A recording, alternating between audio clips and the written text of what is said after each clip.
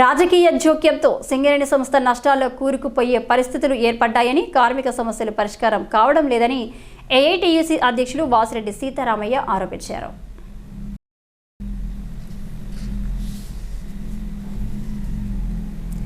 RG one branch ఆధ్వర్యంలో బుధవారం గోదావరిలో జరిగిన ఏఐటీయూసీ సెంట్రల్ కమిటీ సమావేశానికి వివిధ ఏరియాల సెంట్రల్ కమిటీ సభ్యులు, ఆఫీస్ బేరర్లు హాజరై సింగరేణి సంస్థ స్థితిగతులు, కార్మిక సమస్యల పరిష్కారం కోసం యాజమాన్యంతో మాట్లాడాల్సిన అంశాలను చర్చించారు.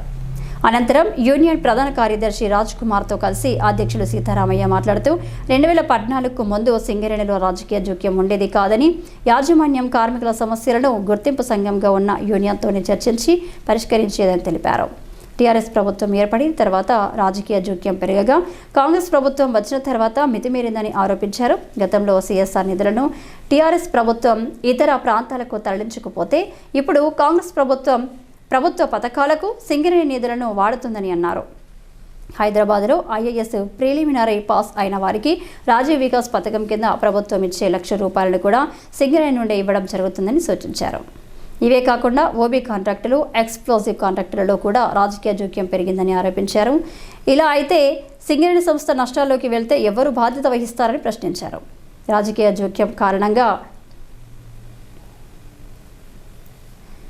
చివరకు అధికారులు కూడా పీఆర్పీ కోసం నిరసనలు దిగే పరిస్థితులు వచ్చాయని ఆవేదన వ్యక్తం చేశారు.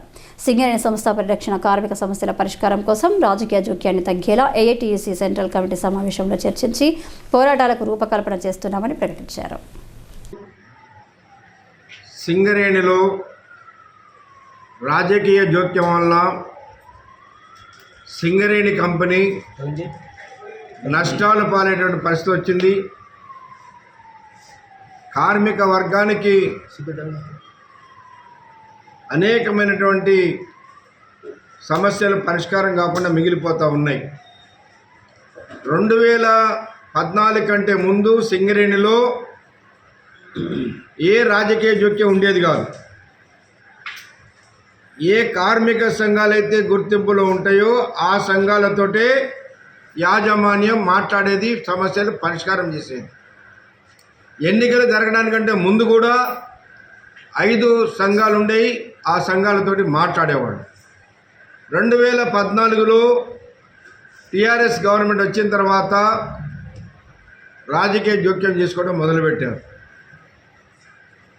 తర్వాత ఇవాళ కాంగ్రెస్ గవర్నమెంట్ వచ్చిన తర్వాత అదే పద్ధతి కొనసాగిస్తూ ఉన్నారు. ఇంకా ఎక్కువైపోయింది రాజకీయ జోక్యం. ఇవాళ సింగరేణిలో కొత్త మైన్స్ గురించి మాట్లాడటలేదు.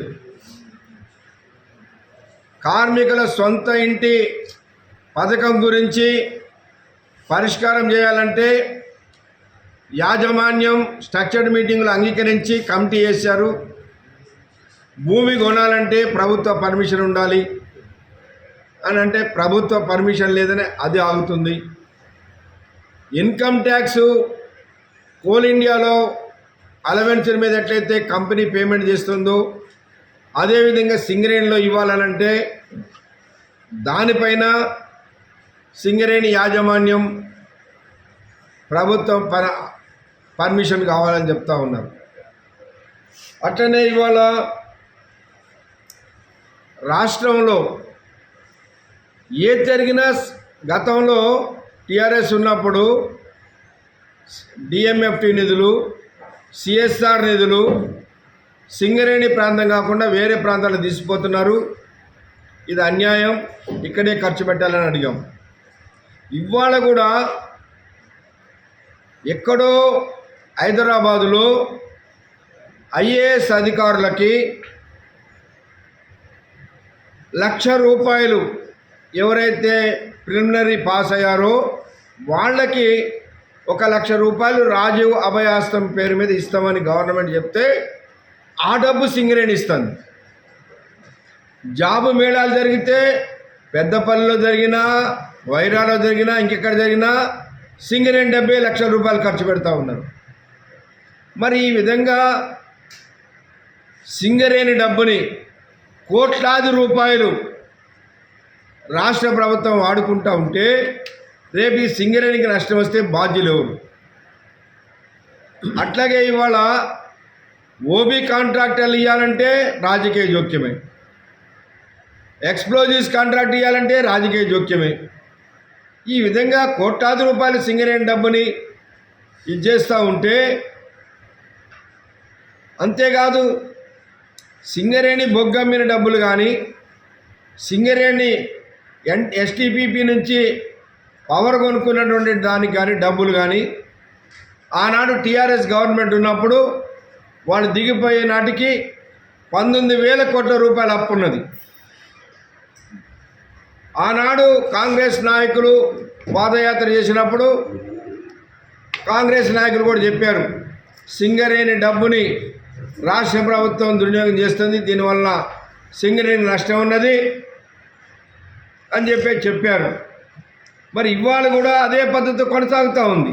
ఇప్పుడు సుమారు 34,000 కోట్ల రూపాయల పైగా రాష్ట్ర ప్రభుత్వం సింగరేణికి రావాలి, దాని మీద మాట్లాడతలేదు. సింగరేణిలో ఈరోజు అధికారులు కూడా వారి పీఆర్పీ కోసం నిరసన వ్యక్తం చేసే పరిస్థితి వచ్చింది. వాళ్ళకి ఏనాడో రావాల్సిన బకాయిలు ఈరోజు ఇవ్వకపోవడం వల్ల ఈ రాజకీయ కోణం ఉంది ఇందులో. అందుకనే వాళ్ళు కూడా అన్రెస్ట్గా ఉన్నట్టుగా ఈరోజు మనం వాళ్ళ నల్ల బ్యాడ్జీల వాళ్ళని చూస్తూ ఉన్నాం. అంటే ఇటువైపు కార్మికులు తృప్తిగా లేరు, అధికారులు కూడా తృప్తి లేని కారణం ఒకే ఒక కారణం ఏంటంటే రాజకీయ జోక్యం వల్ల కార్మికులకు అందాల్సిన సంక్షేమ ఫలాలు అందట్లేదనేది కూడా స్పష్టంగా కనబడతా ఉంది. ఒకవైపు సింగరేణిలో మల్టీ డిపార్ట్మెంటల్ కమిటీ పర్యటిస్తూ ఉన్నది.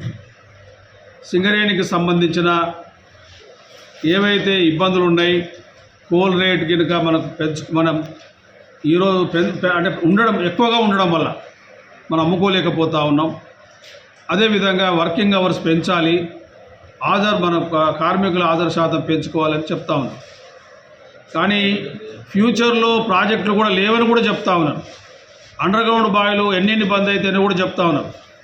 కానీ ఇక్కడ కూడా గమనించాల్సింది ఏంటంటే సింగరేణిలో కొత్త ప్రాజెక్టులకు సంబంధించి ఏమేమి కంపెనీ నుంచి మనకు రావాలా, ఇది గవర్నమెంట్ సహకారం ఏందనేది మాత్రం చెప్పే పరిస్థితి లేదు.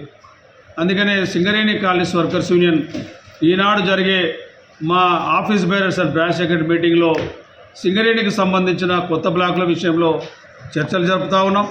రేపు రాబోయే రోజుల్లో వీటన్నిటి మీద ఒక పోరాట కార్యక్రమం రూపొందించడానికి కూడా ప్రయత్నం చేస్తూ ఉన్నాం.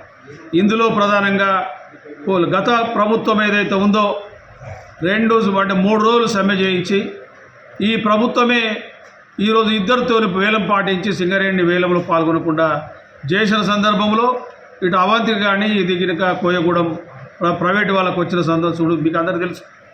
కానీ ఈరోజు కోయగూడెం 1/70 యాక్ట్ ఉంది కాబట్టి ప్రైవేట్ వాడు చేసే పరిస్థితి లేదు. కానీ సత్తుపల్లి అవంతిక ఈరోజు వాళ్ళు బొగ్గు పోసుకోవడం అంటే ఓబీ పోసుకోవడానికి జాగలేదు.